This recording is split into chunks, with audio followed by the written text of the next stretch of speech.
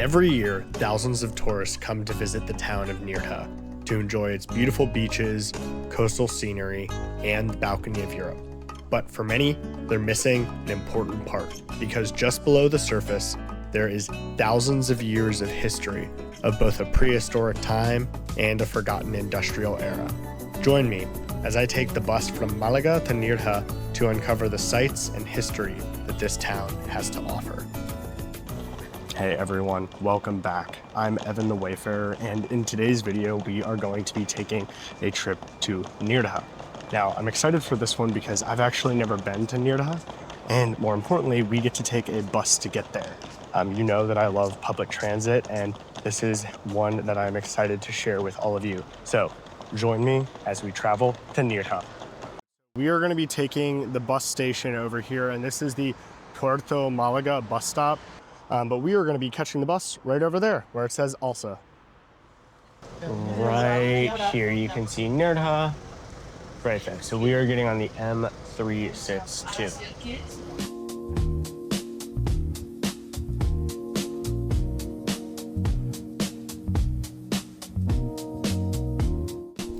Today we'll be riding the M line of buses. These buses take you all over Andalucia and along Costa del Sol. Today I'm riding with Alsa, which is a bus company here in Malaga and throughout the region.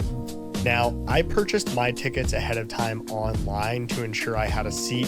They were about €5 one way, but if you don't do this, you can either buy them at the ticket counter if it's open, or simply just pay cash when you get on the bus. The total travel time today is about 1 hour and 20 minutes from Malaga Centro down to Nerja. The benefit of taking the bus is you get to soak in the Costa del Sol scenery all along the way. You get views of coastal towns, the Mediterranean, and the Sierra Almahara as you make your way to Nerja. It really is a wonderful way to travel.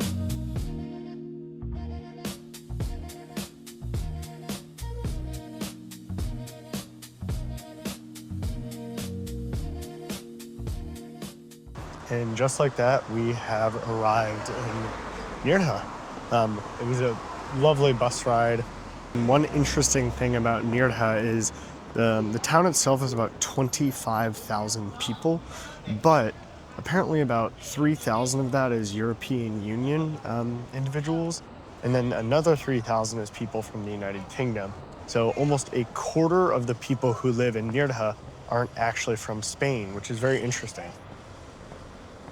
So I quickly just wanted to check out this church because apparently it is the church for the Lady of Anguish or the Lady of Sorrow, which is, I believe, the patron saint of Nerja.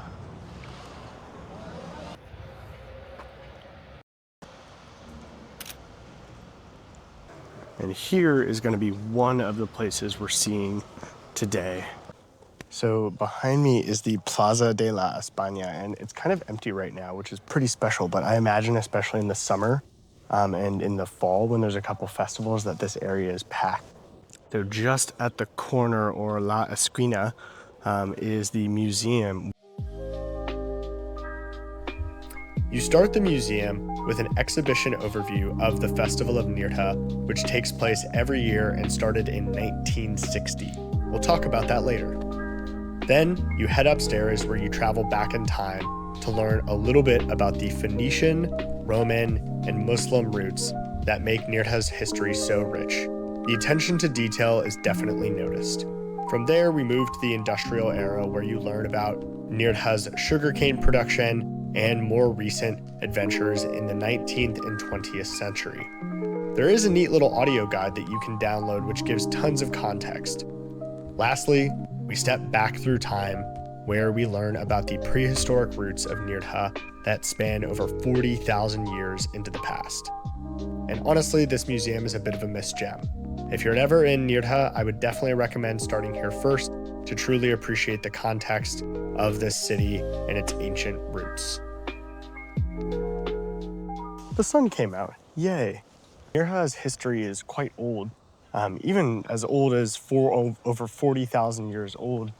They found records and remains of humans who lived in the caves just outside near Maro, which is just east of Nerja, considered a place of geological and historical significance as such.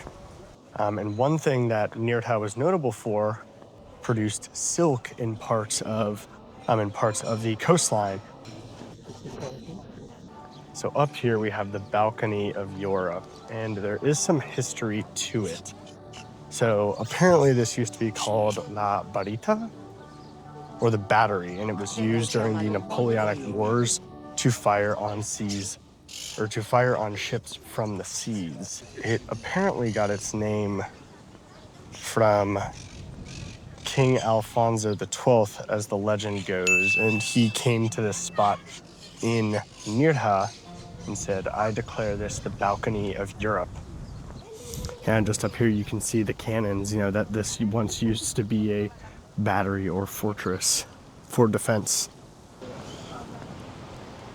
If you look out in the distance there, I don't know if the camera will pick it up, but you can actually see where the water changes color. And part of that is due to the sediment in the water itself, but as you go further out and there's a little less sediment and mixed sand, the water gets this deep navy blue of the Mediterranean. And this gentleman over here is playing an electric harp. I've never seen that before, but it's pretty beautiful.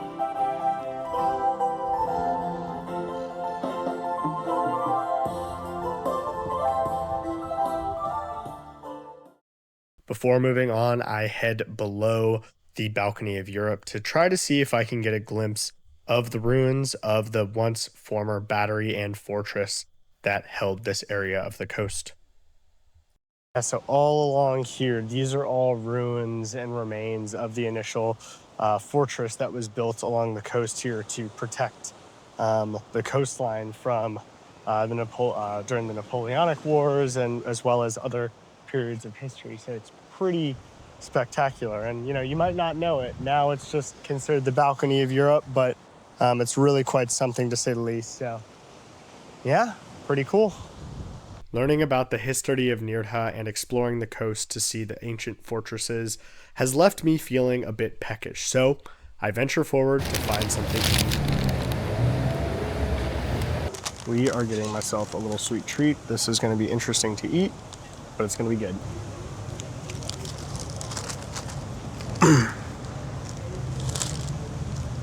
It's like Christmas morning. I'm eating powdered sugar everywhere. After refueling, I grabbed myself a bus ticket so we can ride to the Caves of Nerja. This is just about a 20-minute ride to the town of Maro.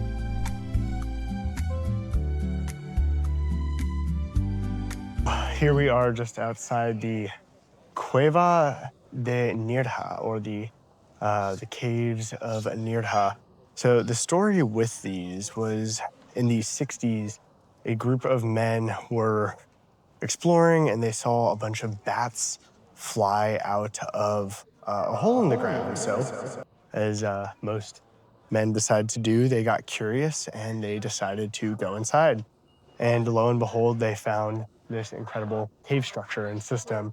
And then from there, it was opened. I think it was just 2 years later, it was open to the public. So we are gonna go check it out, and let's see what we can see.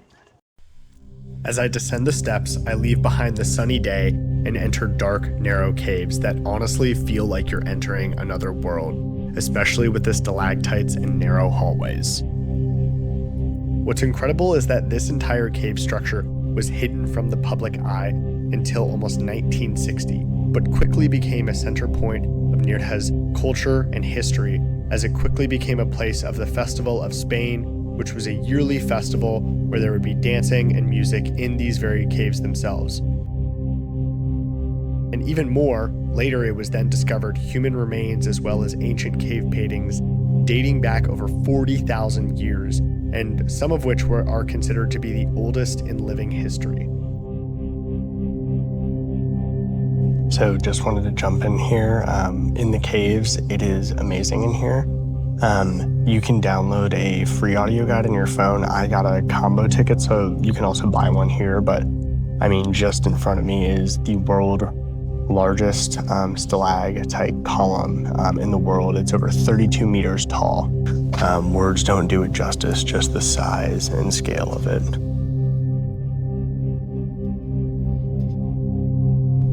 Being down here among the rocks and the ambient light really gives you a chance to pause and reflect. And honestly, it helps disconnect from the busyness of the world above. But we can't stay down here forever.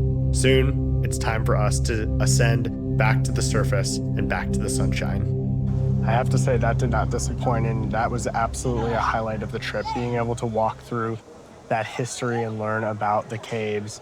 Now I have a little bit more time, which is good.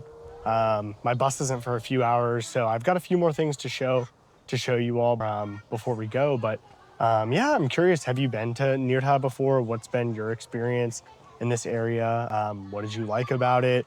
Are there things that I need to come back and check out? Please let me know. And, as always, I'd love to hear from all of you. Some of you have let me know you've been in and around Andalucia, and I'd just love to hear your stories and perspective.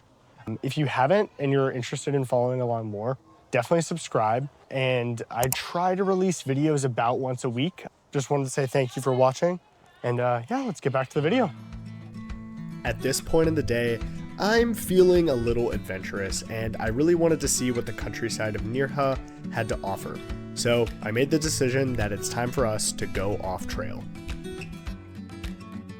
I'm glad this is a little bit of off trail, but we are headed to the Aqueduct, the Eagle Aqueduct.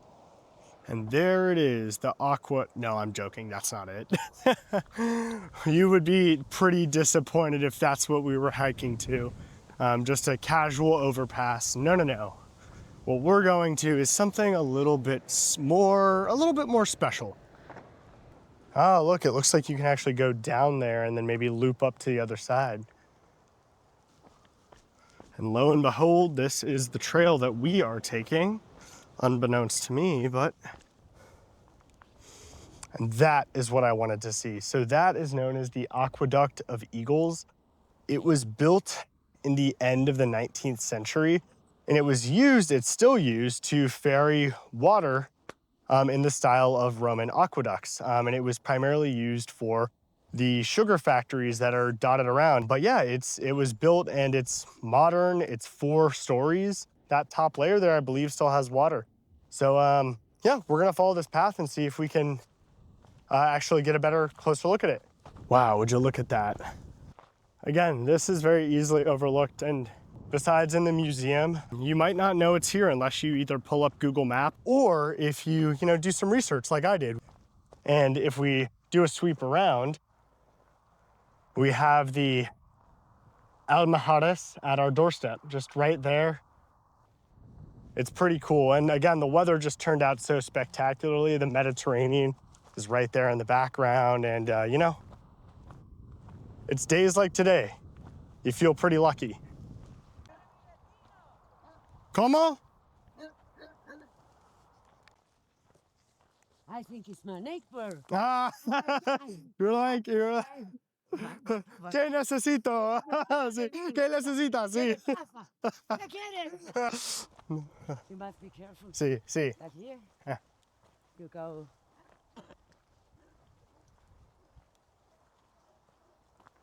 Ah, you go down and around. No, down No. No, but you go make. Make photos. Okay. I was there inside until the middle. But when the police see you. Oh, gracias, señora. Gracias.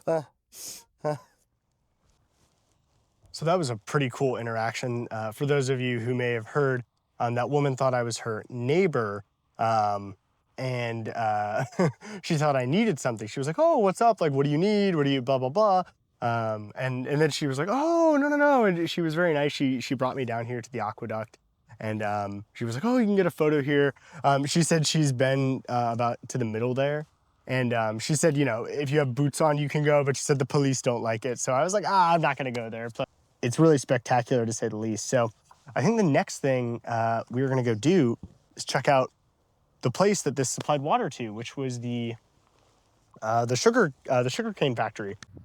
All right, vamos. We are going to another destination. This was actually not on my list, but looking at the time and looking how much time I still have before the bus, I'm going to walk to this destination, and then I'm probably just going to walk back to Nerja. At this point, we continue the journey off trail and get to enjoy some unseen parts of the Nerja countryside before coming to the second to last stop on our journey, the abandoned sugarcane factory. It's interesting, this part of the coast was really rich and abundant, and I know there are other factories, although I don't know if they're still standing, but this is one of the classic ones. This is I believe it's the Factory of Maro. And yeah, this was a major site of sugar production in the late 19th century. And, you know, now the land has been repurposed, you know, and is still used for agricultural means, but, you know, this remnant of that history remains. So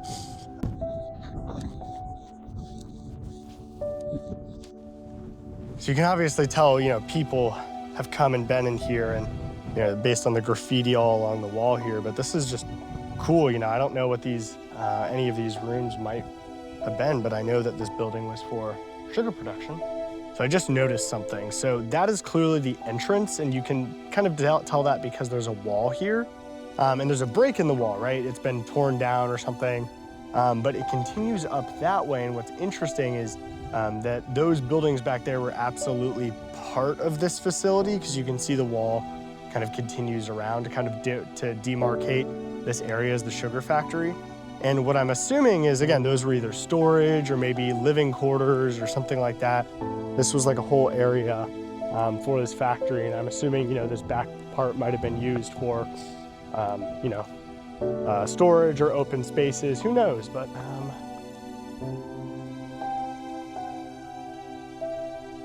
as I enter the building, I get an appreciation for the history and monument that this building represents. Just 70 years ago, this factory was still in production, producing sugar for Spain and the global Mediterranean, but now lies in a state of disrepair. And unfortunately, this may not be here for much longer, as this land has been marked for future developments and may be torn down. I'm grateful for the opportunity to get a chance to walk among Nerja's history and see this while it still exists today. So I wanted to capture this just down here. You can actually see this is likely the water from the aqueduct that we saw earlier that would run into the factory and that was used for the production of the sugarcane. Before moving on, I get one last look at Nerja's industrial monument.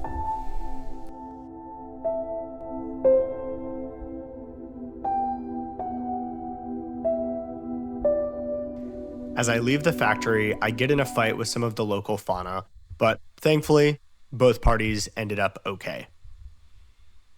At this point, there was just one more place I wanted to see, and that, of course, was the beach. The beaches in Nerja are famous for being beautiful, warm, and having great views of the crystal clear Mediterranean. So I venture onward and get to see some beautiful sights like a religious site, gardens, and even an aqueduct that I wasn't expecting.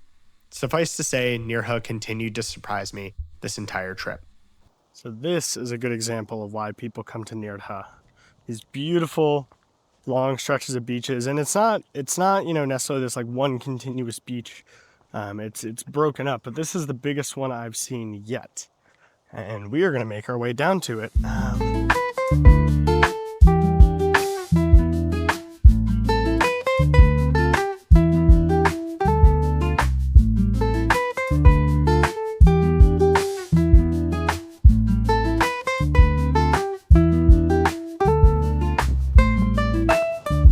So this is Playa Chula Nerja, and one of the beaches of Nerja.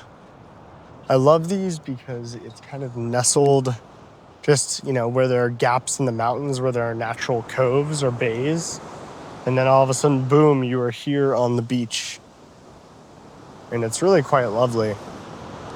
So over there, on the distance, I didn't go there today. You can just barely see it. I might try to zoom in. There is a tower, and it's one of the watchtowers that dot the coast. This one you can actually climb up, and apparently it gives you a beautiful view of not only Nerja, the Mediterranean, but also the mountains surrounding as well. So, and I mean, again, you look right next to you and here's the Mediterranean Sea. After a busy day of exploring and learning about Nerja, I was starving. So I stopped by at a local chiringuito and got myself some local cuisine of seared swordfish, potatoes, and salad. And of course, I wrapped it up with an espresso to top it off. Well, I have to say, this has been an incredible day here in Nerja. The depth and variety of things I got to see today was absolutely incredible. Not only the history of Nerja, the beautiful views, the beaches, the architecture and structures, the abandoned buildings, the cave system. The list was vast and really, frankly, incredible.